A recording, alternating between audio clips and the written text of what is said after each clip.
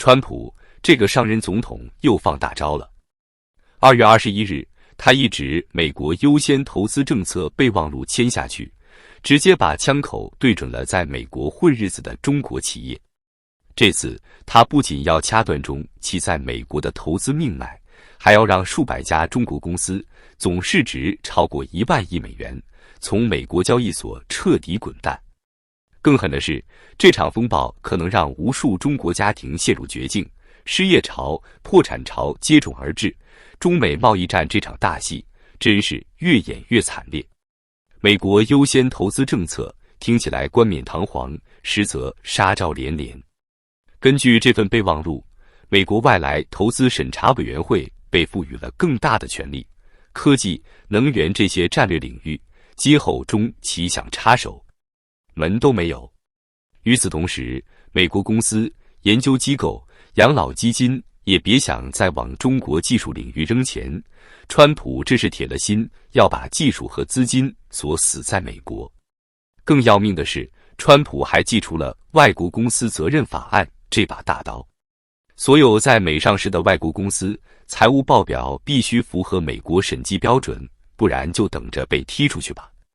根据财富杂志的独家爆料，这项新政直接让数百家中企站在了悬崖边上，总市值超1万亿美元的股票可能转眼间就变成废纸。你以为这只是吓唬人？看看数据就知道有多吓人。根据美国证券交易委员会统计，截至2024年底，在美上市的中企有247家，总市值高达 1.3 万亿美元，其中包括阿里、京东这些耳熟能详的巨头。可现在川普一挥手，这些公司可能连站台的机会都没有，直接被扫地出门。别以为这是川普心血来潮，中国企业在美国的日子早就不好过了。还记得2020年的瑞幸咖啡吗？这家国民咖啡在美国上市时风光无限，结果呢？伪造了3亿多美元的销售额，股价一夜崩盘，从纳斯达克灰溜溜退市，还被 SEC 罚了 1.8 亿美元。这场丑闻不仅让瑞幸颜面扫地，连带贝莱德、新加坡政府投资公司这些大佬投资人也亏得血本无归。瑞幸只是冰山一角。2020年底，美国通过外国公司问责法，要求中企把账本老老实实交给美国监管机构审查。可北京偏不干，以国家安全为由，死活不给看。结果呢？2021年6月，滴滴出行刚在美国 IPO 没几天，北京就挥舞监管大棒，股价直接腰斩，投资人几十亿美元打了水漂。从那以后，中企想在美国上市，基本是痴人说梦。根据外国公司责任法案，连续3年不配合审计的公司，美国政府有权直接摘牌。到2025年3月，这把3年大限的刀就要落下了。彭博社的数据显示，目前至少有150家中企的审计问题悬而未决，涉及市值超8000亿美元。川普新政一推，这些公司连挣扎的机会都没了。更惨的还在后头，川普这次还把矛头对准了中国企业最爱玩的可变利益实体 V 模式。啥是 V？ 简单说，就是中国互联网公司为了绕过国内限制，跑到美国上市搞出来的障眼法。中国不让外资染指互联网这些命根子领域，于是阿里、腾讯这些巨头就在开曼群岛之类的地方注册个空壳公司，通过复杂的合同，把国内公司的利润转过去，美国股民买的其实是这家空壳公司的股票。这套路玩得溜，可风险也大得吓人。美国股东压根儿没真正拥有中国公司的股权，一旦出事，连渣都剩不下来。2021年滴滴 IPO 翻车就是血淋淋的教训。北京一怒之下收紧微监管，搞得善、字节跳动这些后起之秀连美国市场的门都摸不着。现在川普出手，美国政府可能直接把 V 模式列为重点审查对象。根据美国商务部的数据，截至2023年，通过 V 结构在美国上市的中企占全部中概股的80%以上，涉及市值约 1.1 万亿美元。如果 V 被彻底掐死，这些公司别说上市，连在美国苟活都难。退市可不是闹着玩的。根据摩根士丹利的最新报告，如果川普新政全面落地，至少有100家中企将在2025年底前被美国交易所清退，涉及市值超5000亿美元。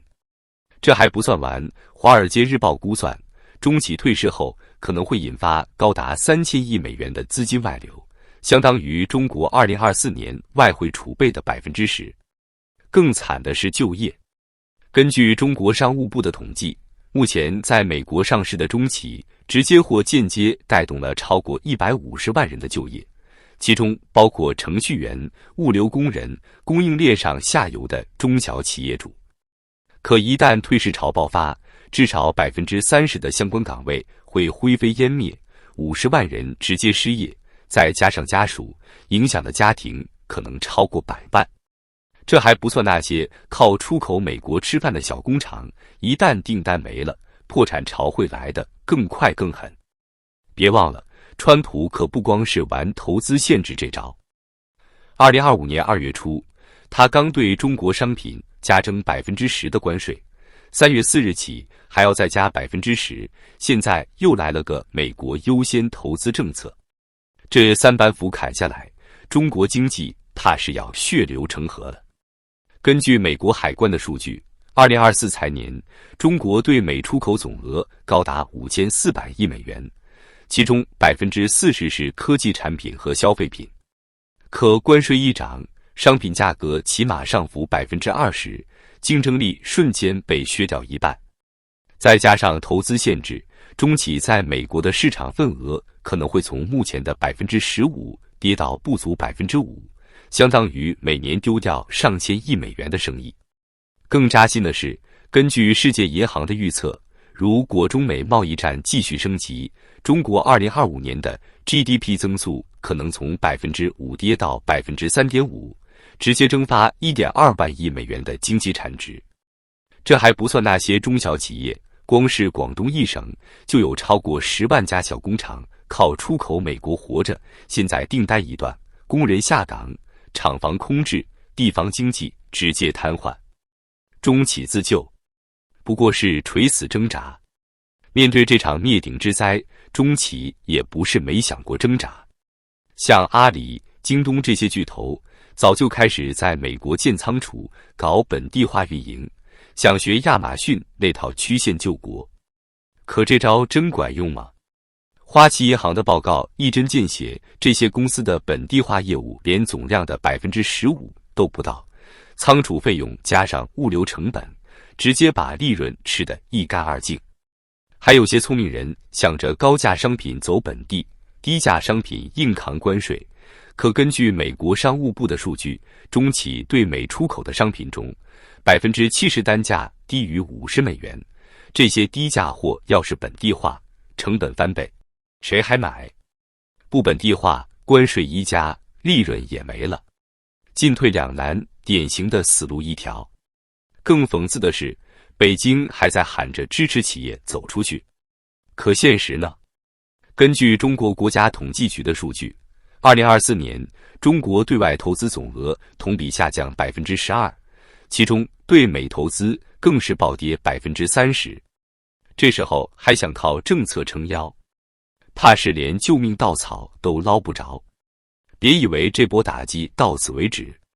知情人士爆料，美国商务部正在酝酿更狠的招数，所有外国卖家必须在美国注册公司，交保证金，甚至公开供应链信息。这要是真实施，光是合规成本就能压垮一大片中小中企。根据中国跨境电商协会的内部调查，60%的中企年收入低于100万美元，这些小玩家根本玩不起这套美国游戏。回头看看中企这些年在美国的风光，靠的不就是政策漏洞和监管宽松吗？现在川普铁了心要翻脸，中国企业还想在这蹦跶，简直是做梦。根据美国消费者安全委员会的数据2023年召回的不合格商品中，中国制造占了68%，假货更是层出不穷，这早就成了美国政府的眼中钉。这场风暴才刚拉开序幕，川普的新政不只是要赶走中企，简直是要把中国经济往死里逼。未来几年，退市潮、失业潮、破产潮接连袭来，中国怕是要迎来一场前所未有的寒冬。那些还指望低价出海的企业，赶紧醒醒吧，不然连怎么死的都不知道。